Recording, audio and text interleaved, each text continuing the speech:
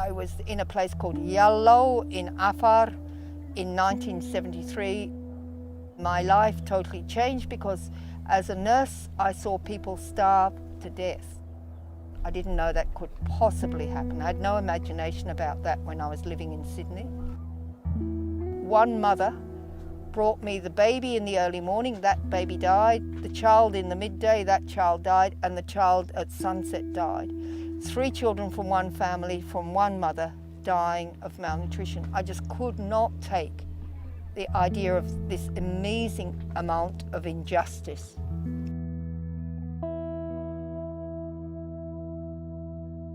My name is Valerie Browning, but as the Afar know me, Maalika, and I'm their program coordinator.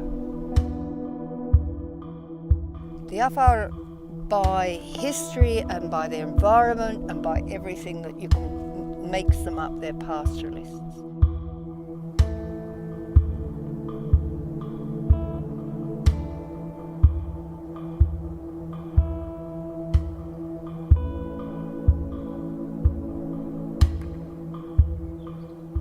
A pastoralist is a person whose livelihood is dependent on his herd, moving place to place for water and for grazing.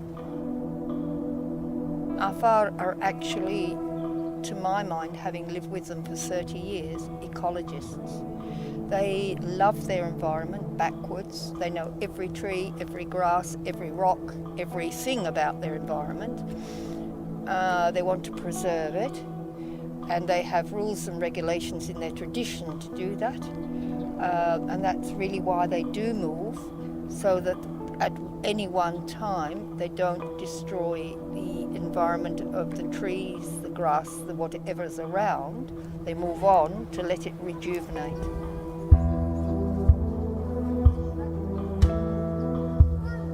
Challenges in Afar are huge.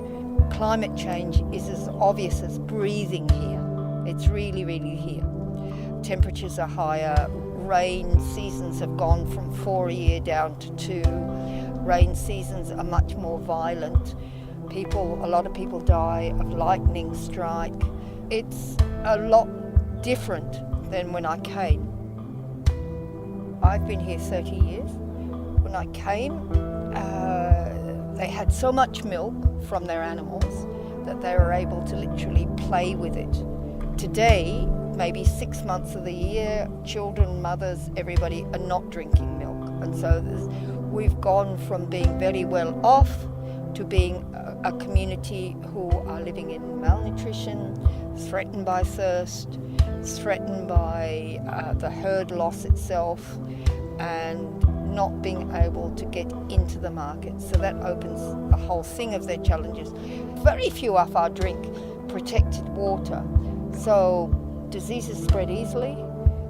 Vaccination, you need to take a mobile cold chain, you need to take a refrigerator with a generator, as we've just done 2 days ago to 2 districts, to keep the ice going so you can go house to house vaccinating children. Otherwise they're dying of measles, dying of whooping cough.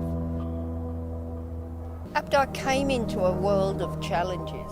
We were 34 Afar and we eventually were the beginning of Abdar. We were voluntary.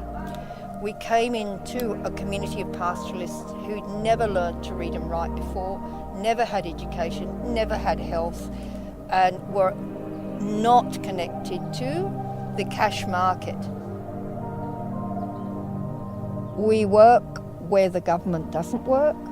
So all over Afar, in the far rural areas, they know our organisation, and we are trying to see that the people get what should be their basic human rights.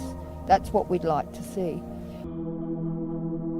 Abdar's at a crossroad of changing strategy to make greater sustainability, to build up community resilience and capacity to manage their own affairs, really manage their own affairs. That has to really happen in a big way. We can't just be in-out people at all. Most NGOs are in-out, most. And this cannot go on. It cannot go on. What we're talking about is community development. if we are really committed to community development, then we're committed to them developing to the stage they need to, getting all basic human rights. And I wonder how much of that commitment there is in the world. I wonder. They look after each other. We have this enormous community kind of family idea. I mean, I feel like I am the top privileged Australian that there is.